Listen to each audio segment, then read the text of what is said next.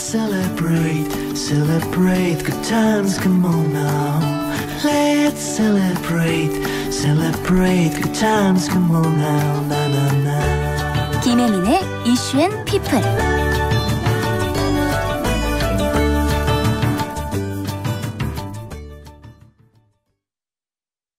서프라이즈!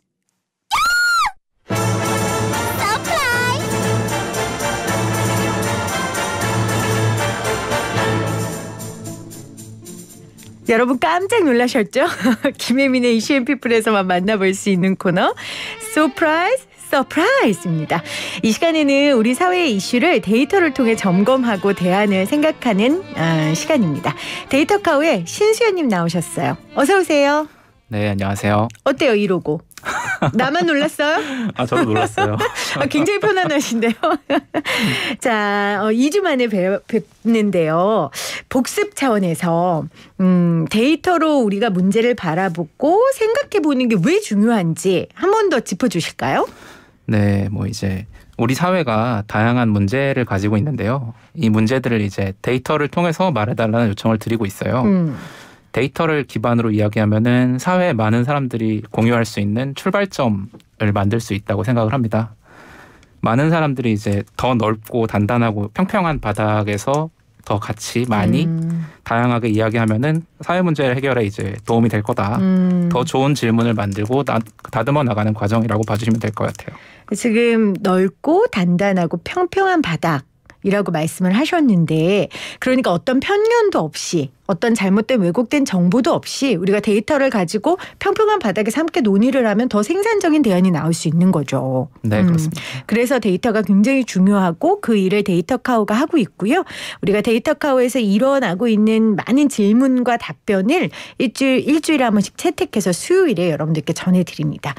자, 오늘 어떤 주제 가지고 오셨어요? 오늘은 이제 탄소 배출을 하고 기후 위기를 주제로 이야기를 좀 풀어가려고 해요. 네네. 네. 사실 기후 위기 굉장히 중요하다, 심각하다 이런 말 많이 듣고 있잖아요. 네네. 근데 이게 인풋 대비 아웃풋이 확 나오는, 그러니까 뭔가를 한다고 해서 해결이 확 되는 문제도 아니고 또 당장 이 위기를 체감하기도 어려운 주제라서 사람들이 이 기후 위기를 어떻게 받아들여야 될지 좀 어려울 것 같거든요. 네, 이제 기후위기에 대해서 중요하다고 말은 굉장히 많이 하는데요. 그렇죠. 그러니까 날씨도 왔다 갔다 하고 봄, 가을이 없어졌다는 얘기도 많이 하는데 특히나 이제 이번 봄에 같은 경우는 하루 지나면 갑자기 여름 됐다가 비 왔다가 갑자기 또 먼지 왔다가 정신없게 됐는데요. 맞아요. 사실 기후위기가 심각하고 중요하다는 얘기는 저보다 아주 많은 전문가분들이 얘기를 많이 해주고 계세요. 네. 그래서 조금 다른 이야기를 해보자. 그게 이제 계기가 된 게 며칠 전에 정상회담을 했잖아요, 저희가. 맞아요. 한미 정상회담. 네. 미국의 이제 바이든 대통령이 취임 첫날에 굉장히 많은 일들을 했어요. 네, 그 중에 하나가 파리 기후협약이라는 것에 복귀를 약속한 거예요. 파리 기후협약. 네. 어떤 건지 파리 기후협약을 조금 설명해 주세요. 파리 기후협약에 대해서 간단히 설명을 드리면은 정말 간단하게 지구가 뜨거워지는 속도를 좀 줄이자. 아하, 그걸 위해서 우리 협약을 하자. 네네. 조금 더 자세하게는 평균 기온 상승을 이제 산업화 이전 대비해서 2도씨보다 상당히 낮은 수준으로 유지를 하자. 네. 1.5도씨 이하로 제한하기 위해서 노력을 하자. 그리고 이 협약에 참여하는 모든 국가가 2020년부터 기후행동이라는 이제 정책적 대안에 참여하고 네. 5년 주기로 숙제 검사를 하자. 점차 노력을 이제 강화해 나가자. 다시 말해서 전 세계가 기후위기 해결을 위해서 조별 과제를 같이 하자. 조별 과제를 하자. 네, 네. 네. 그리고 그 조별 과제를 5년마다 점검하고 검사받자. 여기서 하나 더 나가서 그 과정에서 선진국이 선두적 역할을 수행하자. 그래서 이 파리 협정에 해당되는 나라가 200개가 조금 안 돼요. 네, 네. 그러니까 저희가 살면서 이제 들어본 거의 모든 나라들이 이 조별 과제에 들어있는 셈이에요. 그러니까 지구가 뜨거워지는 그 조별 과제를 전 세계 국가 200 5개 국가가 함께 이 과제를 지금 수행하고 있습니다. 파리 기후협약 여러분들도 들어보셨을 거예요. 오바마 대통령 때 체결했고 또 트럼프 전 미국 대통령이 나는 안 하겠다. 내가 아주 쿨하게 나가가지고 전 세계를 놀랬었는데 바이든 대통령이 취임 이후에 다시 복귀를 선언했던 파리 기후협약입니다. 아까 조별과제라고 말씀하셨잖아요. 우리 네네. 학교 다닐 때 조별과제 하면은 또 거기에도 또 개인차도 많이 나고 이 노동의 분배를 어떻게 하는지도 굉장히 중요하지 않겠습니까? 조별과제에서. 우리나라는 지금 몇 등쯤 하고 있어요? 거기서? 이게 조별과제가 그 잘하는 친구도 있고 못하는 친구도 있잖아요. 그렇죠. 사실 힌트를 좀 드리면은 경제 규모가 클수록 당연히 규모가 큰데 탄소 배출이. 그렇죠. 네네. 1등이 1등이 중국이고 2등이 미국, 3등이 인도, 일본이 4등이에요. 한국은 이제 10위권 약간 안쪽에서 왔다 갔다 합니다. 그러니까 선진국들이 당연히 탄소 배출이 가장 많이 하는 국가로 꼽히는 거죠. 네네. 이게 통계를 내는 기관이 여러 개가 있고 조금 달라서 정확하게 몇 위다라고 딱 할 수는 없는데 전반적으로 이제 7위에서 10위쯤 한다고 보시면 됩니다. 생각보다 되게 높아요, 한국이. 당연히 이제 탄소 배출량이 높은 나라가 조별과제 숙제를 더 많이 해야 되는 구조인 그렇죠. 거죠. 사고를 많이 친 나라니까 수습도 많이 열심히 해야겠죠. 근데 이게 이따가 또 말씀드리겠지만은 네. 또 약간 복잡한 문제가 있어요. 그러니까 뭐 이제 유럽의 약간 선진국이 된 지 오래된 나라들은 그동안 탄소를 많이 배출했는데 지금은 산업 구조가 바뀌어서 지금은 조금 배출하기도 하고. 개도국은 또 지금 많이 배출하고. 그렇죠. 아, 그것도 새로운 기준점이 되겠네요. 조금 뒤에 우리가 살펴보도록 하고. 계속해서 사실 이 기후위기에 맞서는 공동행동들을 전 세계가 함께하고 있습니다. 그래서 한 달 전쯤에 전 세계 40개국 정상들이 기후정상회의 열지 않았었어요? 네네. 무슨 이야기들 했어요? 거기서는?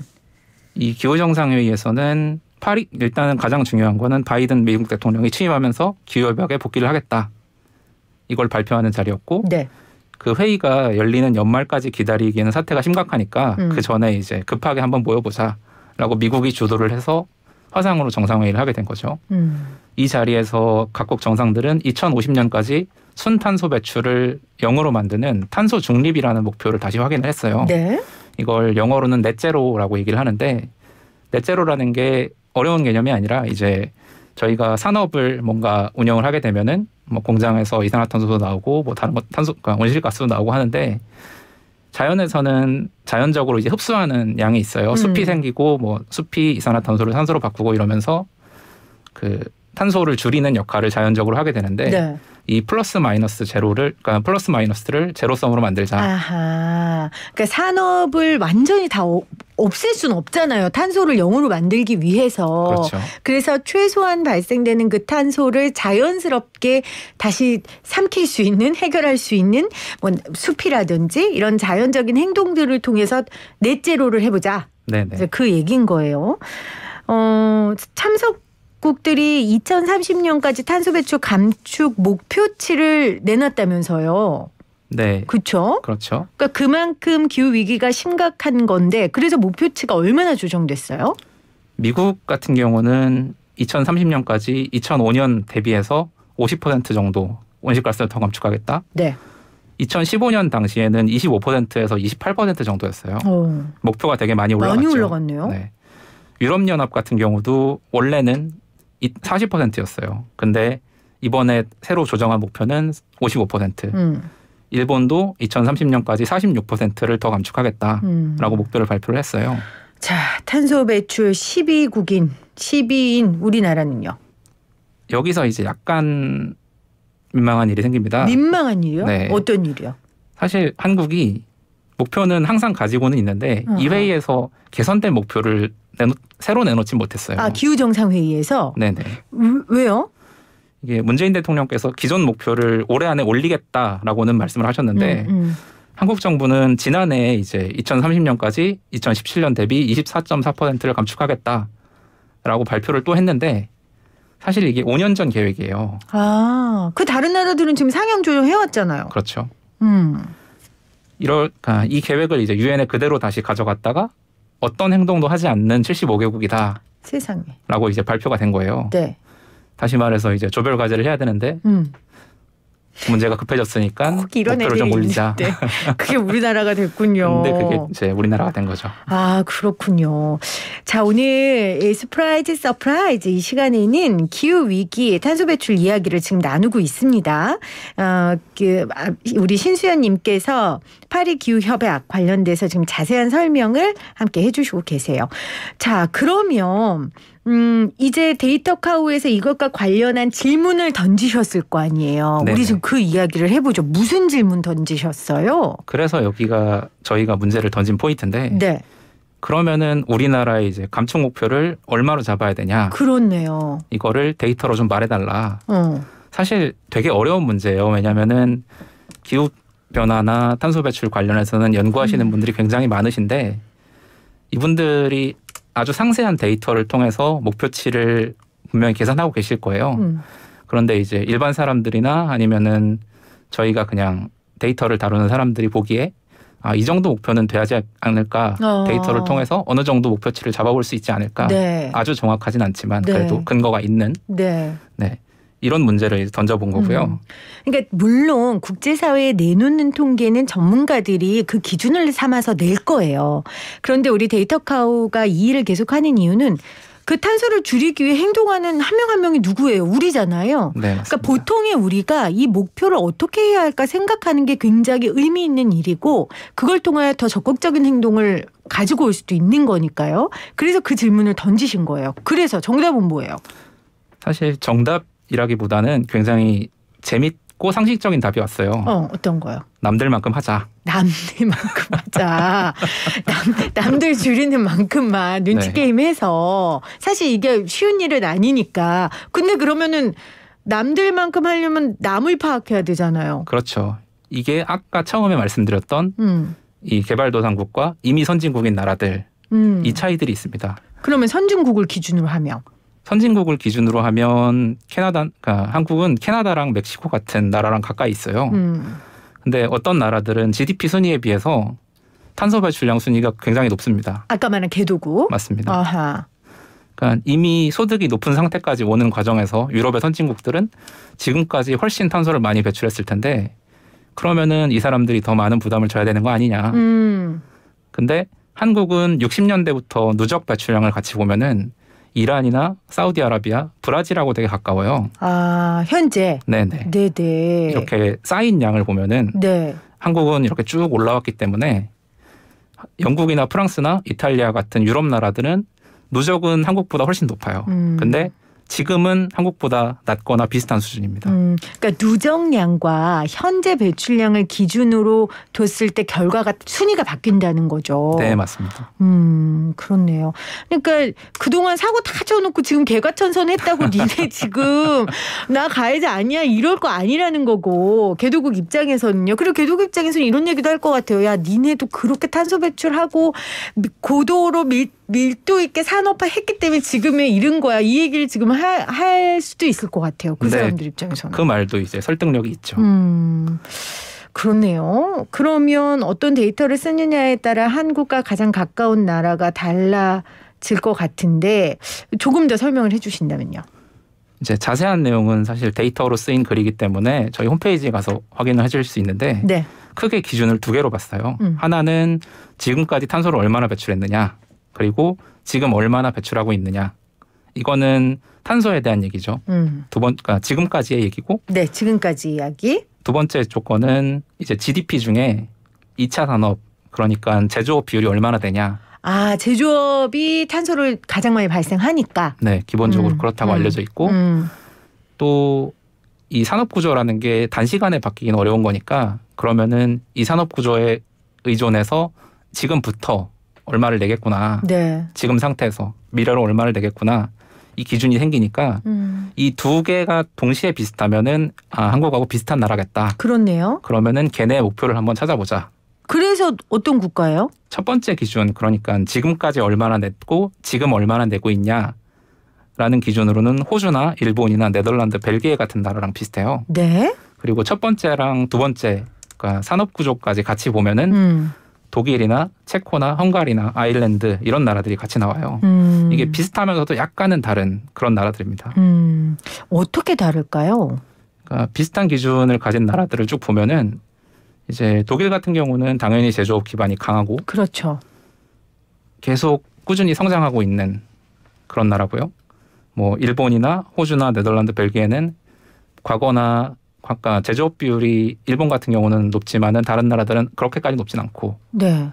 다른 나라들 같은 경우는 예전에 아주 빠르게 올라왔던 이미 선진국 반열에 올라와 있는 그렇네요. 그런 나라들이 주로 속해 있어요.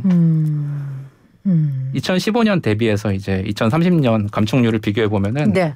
이런 나라들하고 비교해 보면 한국이 그래도 낮아요. 그러니까 상향되기 전하고 비교해도 일본이 50% 정도를 감축한다고 2015년에 얘기를 했는데 네. 당시의 수치를 가지고 비교해 보면은 한국은 너무 적습니다. 아, 일본이 50%의 기준에 비해 한국이 너무 적단 말씀이세요? 네. 이렇게 비슷하다고 나온 나라들 비해서 나머지 나라들 평균이 47%예요. 아. 감축 목표가. 근데 한국은 10%가 조금 넘습니다.